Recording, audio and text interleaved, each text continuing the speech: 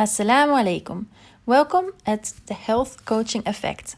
Today I'm sharing with you an amazing healthy recipe in order to promote home cooking. By cooking your own food, you know exactly what goes into your and your family's bodies, and cooking itself can be a moment of relaxation away from the busy life we are all living. As an encouragement to everybody who's concerned about their nutrition and especially to support my clients, I will share today an easy recipe for a healthy Moroccan soup called Harira. This is a vegetarian version with plenty of whole foods, spices and vegetables and no processed items or added chemicals. A hearty and tasty soup from scratch. Let's have a look at the amazing ingredients. First of all, we have 2 liters of boiled water. About 8 tomatoes that are to be peeled, prepare them like this, sliced at the top.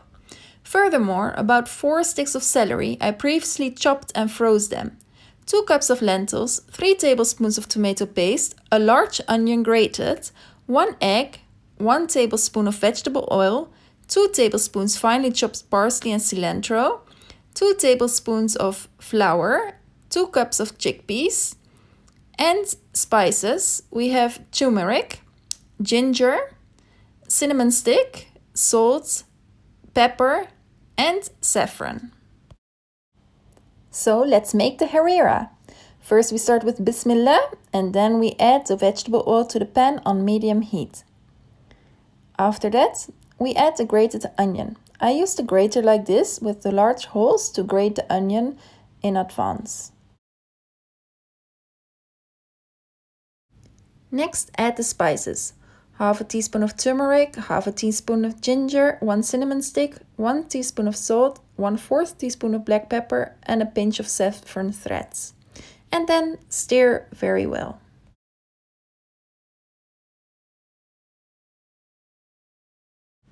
Once the onions are cooked and the mixture is golden, add the lentils and mix all well together.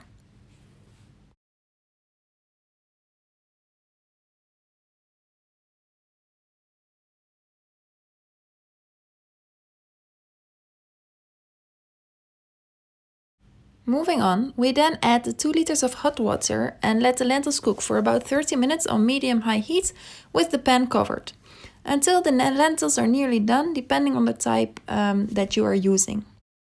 While the lentils are cooking, we have time to boil the tomatoes to be able to easily peel them. After some time, I'm turning the tomatoes on the top as they are not fully covered in the water. It's not a matter of boiling the tomatoes, it's a helpful way to loosen their skins by the heat and to easily peel them, as you can see here. Once the tomatoes are peeled and cut in quarters, add the celery and the tomatoes in a blender or food processor and blend them well. I am using celery that I cut and froze beforehand. However, you can also use fresh celery. After about 5 minutes of blending, the mixture looks like this. My lentils are nearly done, so I can start adding the rest of the ingredients. First of all, to dilute the tomato paste, add some soup to the tomato paste before mixing it into the soup. Then add the tomato paste, and after that you can add the tomato and celery mixture. Make sure to scrape all the goodness out of there and stir well.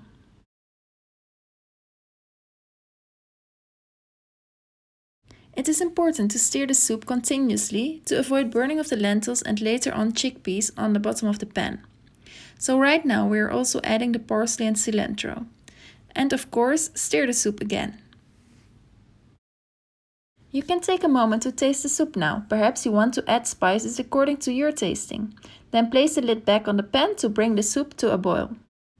Once the soup is boiling again, stir and then add the canned chickpeas.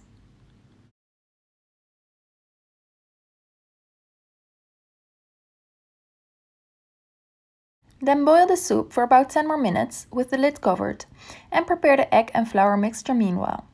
That means beat the egg and you add some room temperature water to the flour and mix it well. Next, we stir the soup and then slowly add the diluted flour to the soup in order to thicken it. Do this bit by bit until you are satisfied with the consistency of the soup.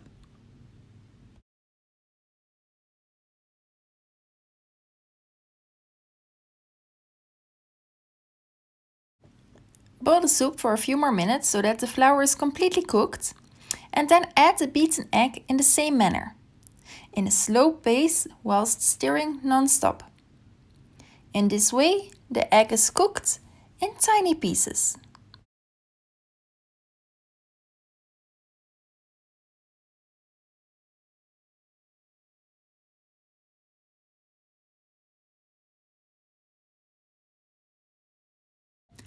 Boil the soup for a few more minutes until serving.